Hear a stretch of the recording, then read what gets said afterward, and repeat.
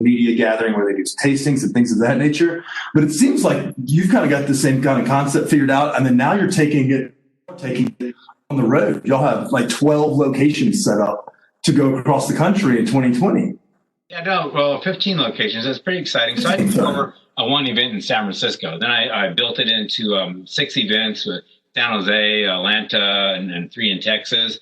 And then this last year, we merged with Whiskey Extravaganza and merged all those shows into Whiskies of the World to just create a 15 show tour.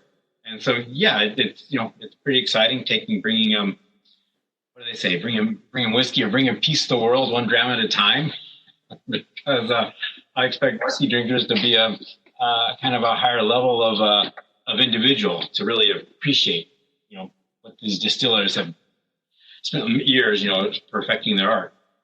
It's a sophisticated palate that requires a sophisticated mind and a sophisticated person. Good thing you're on this podcast. We're going to water that down. We are, in fact, the ice that you would put in a nice whiskey. But yeah, so let's talk a little bit about the Denver section. We have a bunch of companies that are based out of Colorado. Our friends like Stranahan's, based out of Denver, 291, which is a big company based out of Colorado Springs. But then you also have those hammers, those big guys that you mentioned, like your Johnny Walkers, your Lagavulins. You have the Bullets. So Bullet Rye is the whiskey like my go-to. It doesn't break the bank. You can drink it on the rocks. You can mix it in a cocktail. That's my jam. And that's kind of what tickled my fancy when, they reached out and said, would you be interested in attending something like this? I'm not necessarily a whiskey connoisseur, but it seems like it's made for everybody. And so I want to talk a little bit about how did you find the companies what's the game plan? Is the objective to spread knowledge or just let everyone catch a buzz, or you're getting to meet like-minded folks like you're throwing a party tour? How does this all come to fruition for the Denver crew? So the main goal here is, now, the distillers, this is their art. This is liquid art. They put a lot of work into making these things, having their specific style of it, with its specific flavors, and they're very passionate about it. So they're here. They want people to taste the product for what, they put their work and their heart, sweat, and tears into it, for the different flavors, the different sensuality, or the different aspects of their particular product. So the whole thing is here. We're here for tasting. So we give you, we provide a 1/4 ounce pour, because you need that much in order to get the aroma, to get the smell. As I mentioned before, the nose is so important to getting the whole experience. But we don't want you to drink that 1/4 ounce. We want you to, you're really professional. You taste it, you swish it around, you spit it back into your glass. I personally is not that good. I'm gonna swallow a little bit of it, but it's going to be a very few drops at a time, and so I can have 30 samples in 1 hour and be equivalent of 1 drink. Okay. And so you got to go, because if you don't do it right, your night is over quick. The brands aren't there to see a bunch of drunk people. They're there to see people who are appreciating the hard work they did for their products. So you got to wait the last half hour before you start ingesting. Okay, so that's tips of the trade, because that was going to be my next question was, the event starts at 6, and for those that are curious, you can get tickets at whiskiesoftheworld.com. The VIP is available from 6 to 7, so you get an hour earlier. And then obviously the whole kit and caboodle, I think, goes from like 7 to 9:30 or 10. So, it's going to be a big Friday night, and it is about pacing yourself. But that was going to be one of my questions, like, how do I go about this without making a fool of myself? And so I would love any tips, maybe wearing adult diapers. But besides that. So, it does take experience, and it does take a little bit of knowledge and experience to know how things hit you, right? And to know your body. So very important things is to keep hydrated. During the night, you take a sip of whiskey, and then you take some water. The water hydrates you, but there's also creates a nice interaction between water and the whiskey. You start with water, follow with a little bit of whiskey. That whiskey is so sweet and beautiful. But the water is important. The small sips, pace yourself, you go slowly to make it through the night. So a lot of times people who do the VIP hour, because there's less people there, they'll get around much quickly to what they want to taste. And a lot of the VIP people don't even stay to the end because they're said and done. But yeah, so you get a lot more time. You got to get a lot more whiskeys to sample. In the general admission hour, the little more people, and that kind of takes a little bit more time to get each drink, and that, in a way, paces yourself, forces a little bit throttling your pacing. But the same, yeah. So it's important to drink water, sip the whiskey, small sips, dump it, because there's a lot there. You're not going to cheat yourself, and when you're paying the price to go in here, you're not paying the price to drink. You're paying the price to get as much of the flavors. Really learn, find your favorite whiskey, and then you can drink that and enjoy it later, or you can even go down to the. They have a cool lounge downstairs at the Edge, where the outdoors. Edge and Simon has a great kitchen down there. Simon Purvis, for those that are listening, probably know him. He's over at the Edge in Four Seasons. Delicious menu. In fact, I'm going to be there early because I'm going to hang out with y'all's ambassador Ryan, goof off, take some videos and things of that nature. But for those that are maybe looking, like if you're making an evening of this, that are coming to this event, if you're coming into Denver from maybe the burbs, like he said, it's a marathon, not a sprint. But if you'd like to join us for dinner, we'll be up there. We'll probably hang out with Simon. So will you also be in attendance joining us for all of these events? Are you on the road for the next couple of months?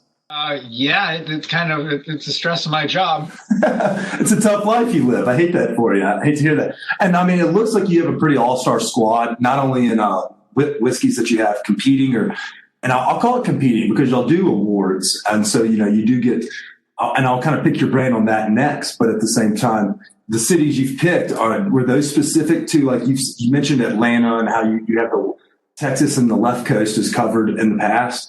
What made Denver stand out as a community that maybe, I guess, I don't even know what the term would be, it brings in is a welcoming community for the whiskey lovers of America?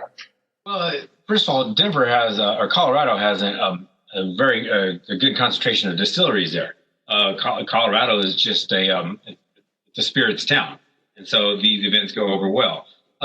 So the brands, like to market, this is marketing for them. They want to get the word out there to people who need to make a choice on what whiskeys to buy, what whiskeys to enjoy. So they're there to, speaking to the choir pretty much, and letting the people, because it's hard. It's really hard to go out and try all these different things. It would take a long time. But now you're here in one spot, one place, where you can experience hundreds of whiskeys at one time, and you can find out what you like.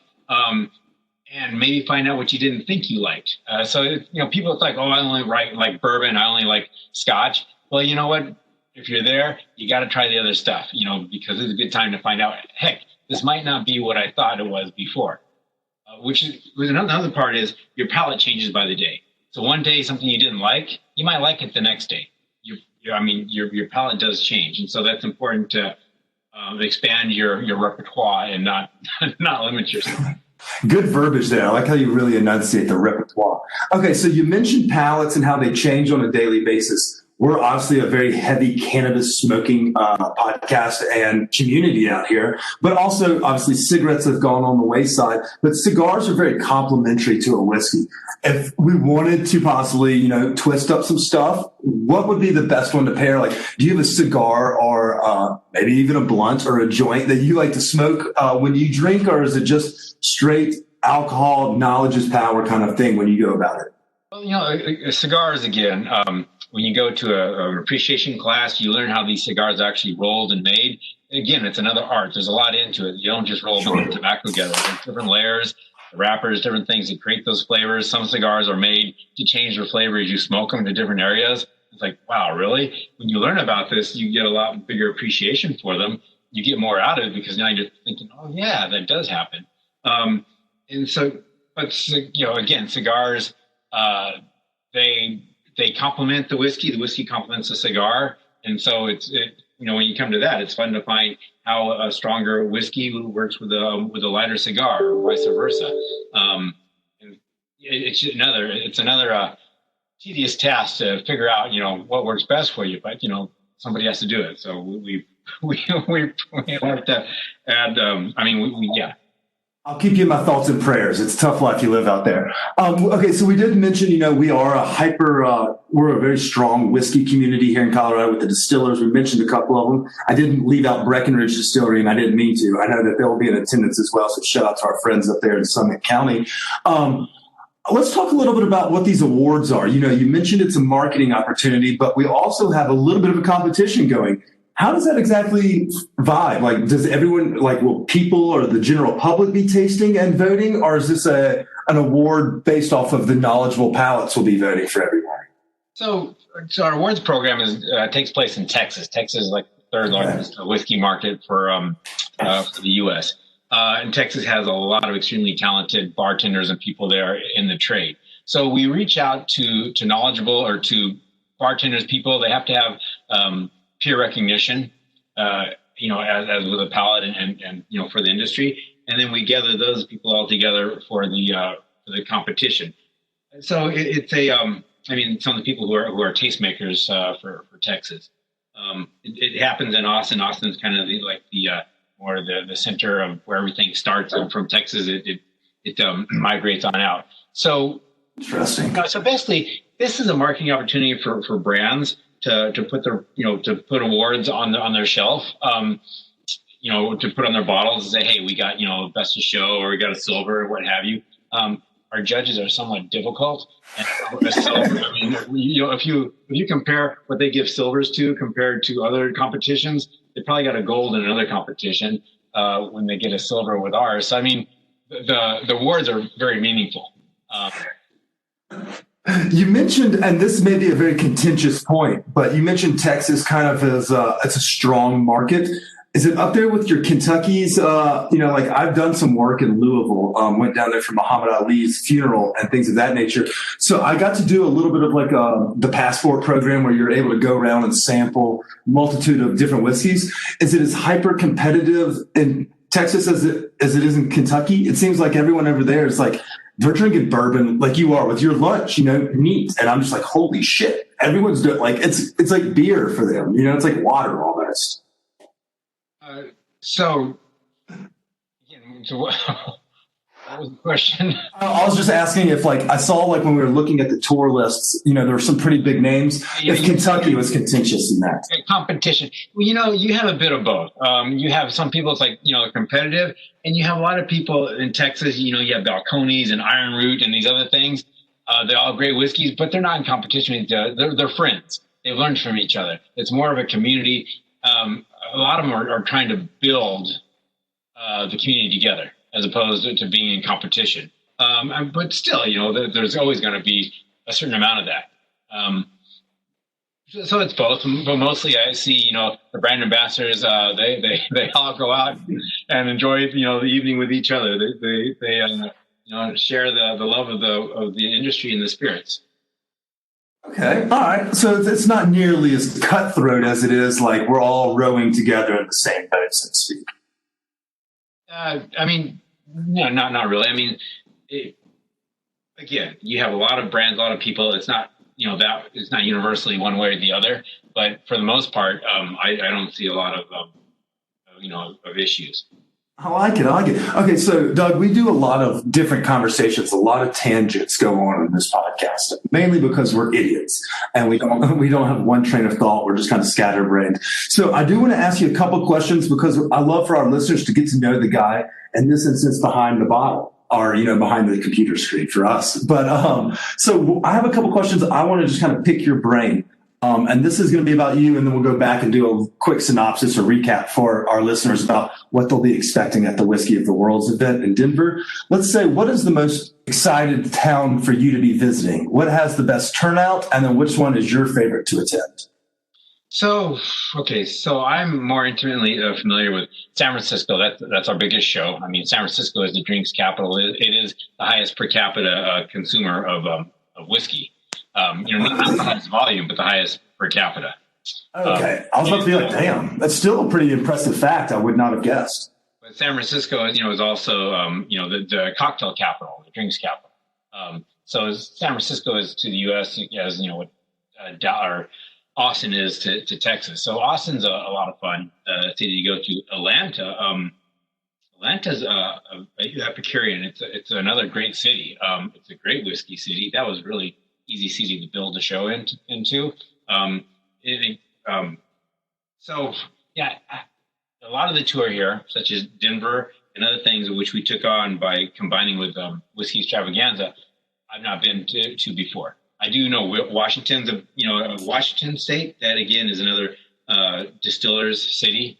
That again is a lot of interest. Those are easy to do shows, but I believe